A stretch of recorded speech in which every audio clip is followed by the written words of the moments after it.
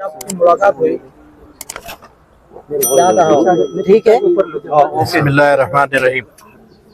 मुस्लिम नुमाइंदा कौंसिल जो तमाम छोटी बड़ी रिलीजियस, सोशल और वेलफेयर एनजीओज़ का एक प्लेटफॉर्म है, एक फेडरल ग्रुप है, उसकी तरफ से मेमोरेंडम देने के लिए हम आए थे।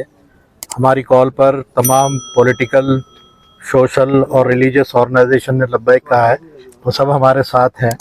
हम इस मुद्दे पर ये मेमोरेंडम देने आए हैं कि 15 अगस्त को जो रामगिरी बाबा ने जो हरकत की है, उस हरकत का निषेध करने के लिए, क्योंकि वो हमारे पैगंबर की शान में गुस्ताखी है और गुस्ताखी को कोई मुसलमान बर्दाश्त नहीं कर सकता।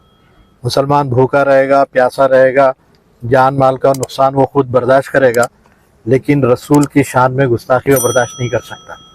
उसकी उस हरकत को निषेध करने के लिए हम लोग यहाँ पर आए हैं। और जो उसके ख़िलाफ़ 28 से ज़्यादा पूरे महाराष्ट्र में FIR हुई है, उन FIR पर ईमानदारी से अमल करने के लिए गवर्नमेंट को हमने ये निवेदन दिया है थ्रू कमिश्नर, और इस सिलसिले में भी बात हुई। तीसरी बात हमने ये की है कि अगर गिरफ्तारी नहीं होती है तो हम स्टेप बाय स्टेप अपना पूरा निषेध करने वाले जितने प्रोग्राम्स हैं वो सब आगे चलाएंगे। हम जेल भरो भी करेंगे, आम खास भरो भी करेंगे, हम जो है चेन ओपोषण भी करेंगे, और इस तरह धीरे धीरे हम पूरे महाराष्ट्र में ये मूवमेंट को ले जाएंगे। अगर गिरफ्तारी नहीं होती है तो धीरे धीरे हम ये सब कुछ करेंगे, ये भी हमने साफ तौर से कहा है। और आखिरी बात हमने उनसे कही है कि अपने मजहब के बारे में आप अगर अच्छी बात बता सकते हैं तो बताइए, दूसरे के मजहब के बारे में बताने को आपको कोई ज़रूरत नहीं है। अगर हिंदुइज्म, सनातन धर्म के बारे में आप अच्छी बात बताइए, लेकिन इस्लाम के बारे में आपको बताने का क्या हक है, जबकि आप जानते ही नहीं है कुछ। अगर जानते हैं और कोई एकेडमिक आपकी क्वेरीज है तो आइए कीजिए उसमें। तो ये हम बर्दाश्त नहीं करेंगे, और ये बर्दाश्त इसलिए भी नहीं होगा कि अगर पवित्र जूनी नबी सल्लल्लाहु अलैहि वसल्लम पढ़ेंगे हमारे पैगंबर की, इंसानियत को क्या कुछ दिया है, मजदूरों को क्या दिया है, औरतों को क्या दिया है, आप अगर पढ़ेंगे तो पता चलेगा। आपको मालूम ही नहीं है कि जो बैकवर्ड क्लासेस को क्या दिया है। बिलाल एक बैकवर्ड क्लास के आदमी थे, उनको खाने काबा पे चढ़ा के अजान दिलवाइए, पाया है। आज के छूत छात के दौर के अंदर ये एग्जाम्पल आप कहाँ से लाएंगे? तो ह्यूमैनिटी को जो कुछ दिया है उसके बारे में आप जानेंगे तो आप कुछ बात कर पाएंगे। आप जानते नहीं है, आप वो खोलकर जैसे दुनिया बोल रही है वैसे बोलेंगे तो ये मुसलमान बर्दाश्त नहीं करेगा। और अगर इस सिलसिले में गिरफ्तारी उसकी नहीं हुई रामगिरी बाबा की, तो हम ये पूरा मूवमेंट जो है पूरे महाराष्ट्र तक ले जाएंगे।